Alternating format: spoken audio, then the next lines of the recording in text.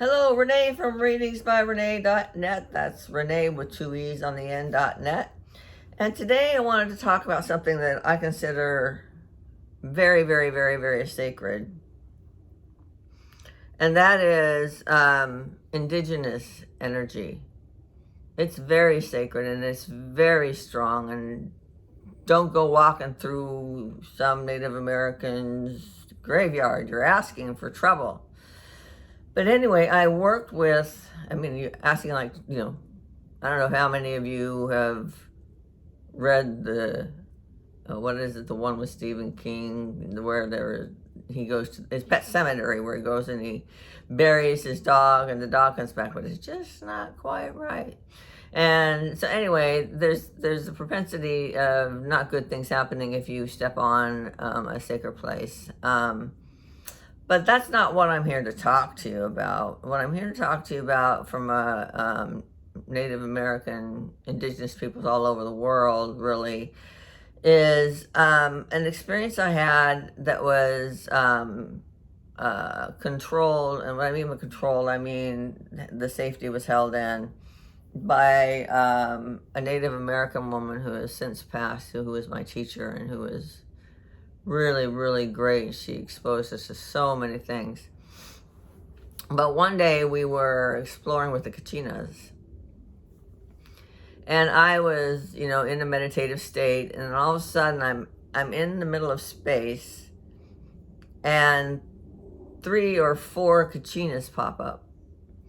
And the Kachinas really clearly said, "We have a gift for you, but it could kill you."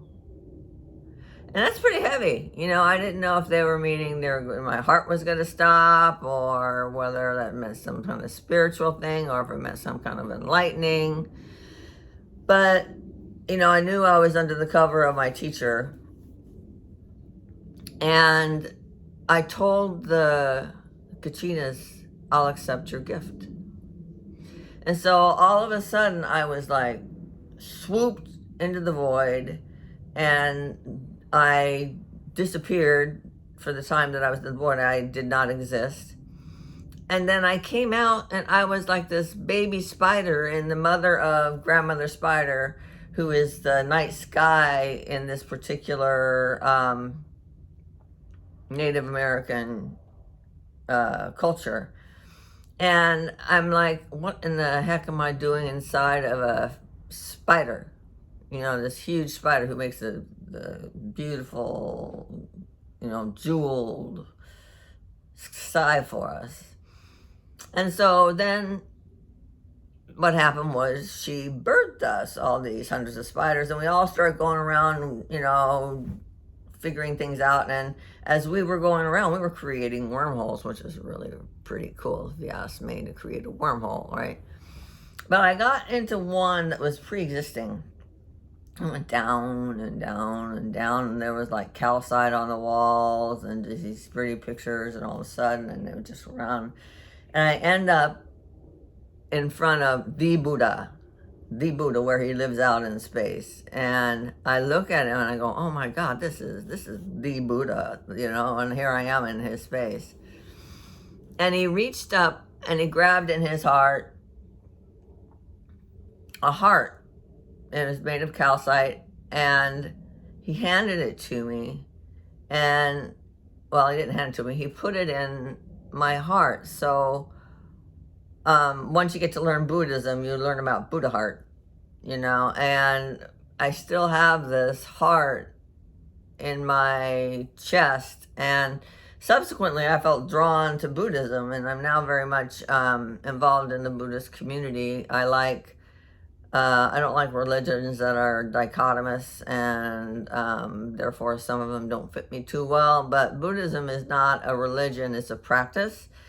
And Buddha never was a god, he was always a human. He just reached some kind of enlightenment or closeness to spirit. And he basically said, try it for yourself, see if it works. But anyway, I digress, but I thought it was worth sharing. But I got that Buddha heart, and it's still with me. It was a gift.